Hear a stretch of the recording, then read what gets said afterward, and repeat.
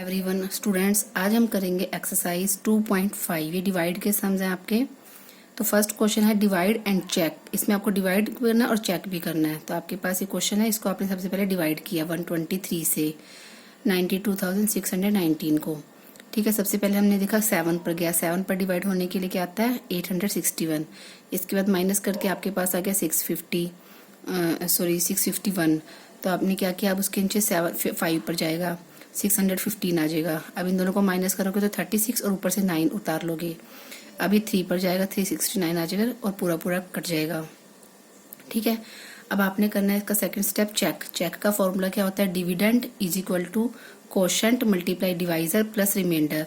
अब इन सभी वर्डों के मीनिंग देखो क्या होते हैं। डिविडेंड होता है जो बीच वाला नंबर होता है, ठीक है।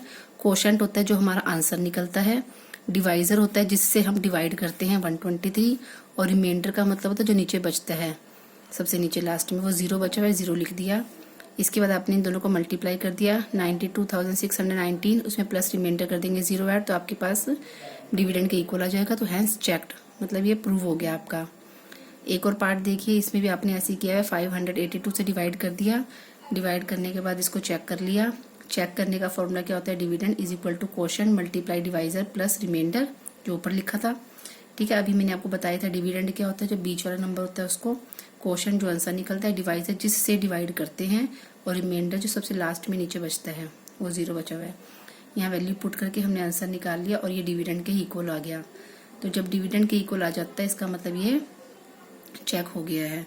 इसी टाइप से बाकी पार्ट्स भी सोल्व करके दिखाए गए हैं। नाउ स्टूडेंट्स, अब आप देखिए, नाउ स्टूडेंट्स क्वेश्चन नंबर 2। इसमें बोला कि ग्रेटेस्ट 7 डिजिट नंबर को ग्रेटेस्ट 3 डिजिट नंबर से एग्जैक्टली डिवाइड करना है। तो ग्रेटेस्ट 7 डिजिट नंबर होता है आपके पास ये, और ग्रेटेस्ट 3 डिजिट नंबर होता है 999। अब क्या करना है, इन दोनों को आपस में डिवाइड करना है। ये साइड में मैंने डिवाइड करके दिखाया हुआ है। ठीक है, अब आप यहाँ देखिए क्वेश्चन जो आगे डिवाइड करने पर ये, और रिमाइंडर आ गया आपके पास 9। लेकिन वो यहाँ पर ये कहते हैं कि हमें एग्जैक्टली डिवाइड करना है, मतलब रिमाइंडर कुछ नहीं बचाना। तो हमारे पास जो रिमाइंडर 9 आया हुआ है, इसको हम खत्म करने के लिए क्या करेंगे, जो बीच वाला डिविडेंड है उसमें से 9 को माइनस कर देंगे। आपके पास ये आ जाएगा रिक्वायर्ड नंबर।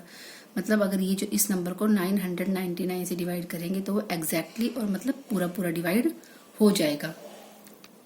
इसी टाइप से स्टूडेंट आपका क्वेश्चन नंबर 3 भी सेम ऐसा ही है कि ग्रेटेस्ट 4 डिजिट नंबर है और इसको आपने 42 से एग्जैक्टली डिवाइड करना है। यहाँ साइड में 42 से डिवाइड करके दिखाया हुआ है।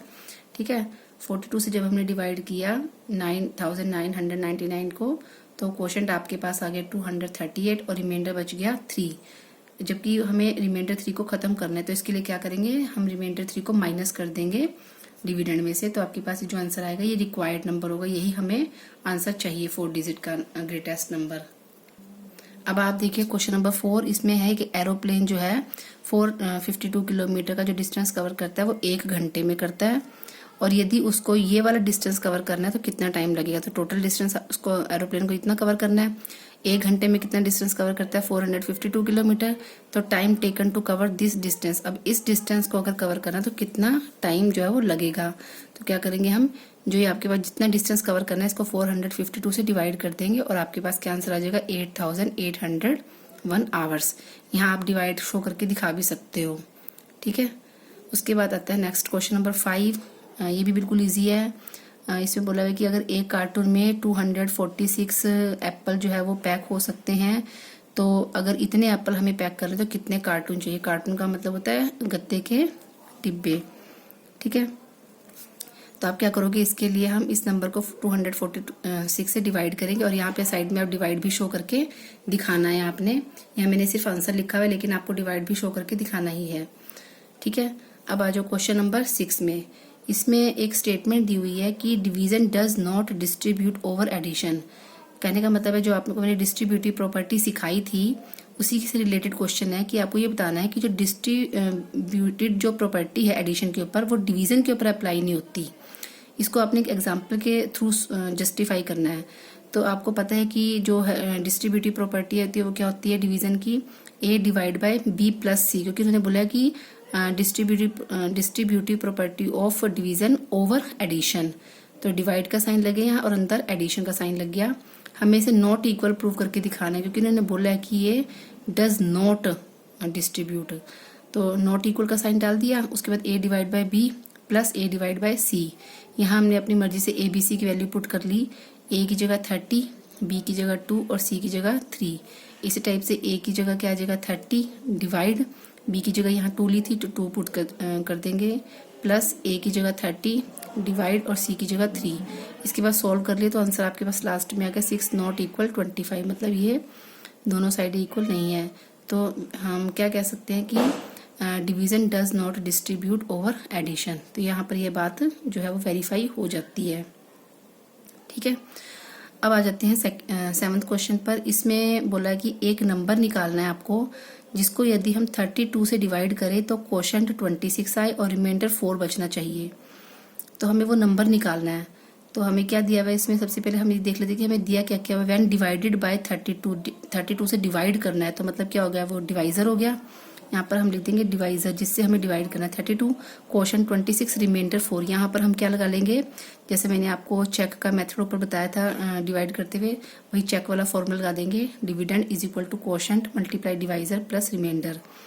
जो हमें इन्होंने बोला है कि नंबर निकालना है तो मतलब वो डिविडेंड है, इज इक्वल टू क्वोशंट आपको दे रखी है वैल्यू 26 और डिवाइजर की दे रखी है 32 प्लस रिमाइंडर 4 कर दिया। इन दोनों को मल्टीप्लाई कर लिया, 832 प्लस 4 कर दिया 836। तो रिक्वायर्ड नंबर कितना आ जाएगा आपके पास 836।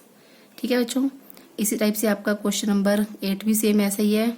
इसमें आपको क्या निकालना है, वही रिक्वायर्ड नंबर मतलब डिविडेंड निकालना है कि जिसको डिवाइड करें। यदि हम 39 से डिवाइड करें तो 57 तो क्वोशंट आए और 7 जो है वो रिमाइंडर बचे। नाउ क्वेश्चन नंबर 9 कि प्रोडक्ट ऑफ 2 नंबर जो है वो इतना दिया हुआ है, 1 नंबर 123 तो अदर नंबर निकालना है। सिंपल सी बात है, क्या करना है, अपने प्रोडक्ट को 1 नंबर से डिवाइड कर देना है। तो यहाँ मैंने साइड में डिवाइड भी शो करके दिखा रखी है। तो आंसर कितना आ जाएगा अदर नंबर 456। ठीक है, क्वेश्चन नंबर 10 और 11 ये वैसे ही चेक वाले फॉर्मूले में इनकी वैल्यू पुट करनी है। आपको सारी वैल्यू क्वेश्चन में दी गई है। तो क्वेश्चन नंबर 10 समझा देती हूँ मैं। इसमें उन्होंने बोला है कि डिवाइड करना है 62,345 को बाय 199 से। तो आपको सब आपने पहचानना है कि सब क्या क्या चीजें हैं। तो ये तो आपके पास डिविडेंड है जिससे डिवाइड करना है, वो डिवाइजर हो गया 199, रिमाइंडर आपको दे रखा है 58 और क्वोशंट उन्होंने पूछा निकालने के लिए, तो हम क्वोशंट को एज इट इज रख देंगे। उसके बाद क्या करेंगे हम, इसके लिए आपने यहाँ पर जो है बोर्ड मास के रूल को फॉलो करना है। बोर्ड मास का मतलब क्या होता है कि आपने देखना है ब्रैकेट तो इसमें दी नहीं हुई, ओ मतलब ऑफ होता है वो भी नहीं दिया हुआ, डी का मतलब डिवाइड होता है वो भी नहीं दिया हुआ, एम का मतलब मल्टीप्लाई होता है। अब मल्टीप्लाई देखो इन दोनों के बीच में दे रखा है ना, तो क्वेश्चन तो हमें कोई वैल्यू दे ही नहीं रखी। तो इसलिए हम क्या करेंगे 199 मल्टीप्लाई क्वेश्चन, और ये प्लस का 58 है ना, इसको हम लेफ्ट साइड पे ले जाएंगे, माइनस का 58 हो जाएगा। अब इन दोनों को माइनस करके आंसर आ गया। और जो 199 है वो आपके पास क्या आ जाएगा, डिवीजन में आ जाएगा इसके नीचे, और यहाँ से क्वोशंट की वैल्यू निकल जाएगी डिवाइड करके 313। आपको साइड में यहाँ पर डिवाइड भी करके दिखाना है। जो क्वेश्चन नंबर 11 है वो भी सेम इसी टाइप से है, इसी फॉर्मूले में पुट हो जाएगी वैल्यू। यहाँ पर भी आपको क्वोशंट ही निकालना है। तो स्टूडेंट ये आपकी एक्सरसाइज 2.5 थी। इसे अच्छे से ध्यान से समझ के और अपनी फेयर नोटबुक में आपने कंप्लीट करना है। Okay, thanks.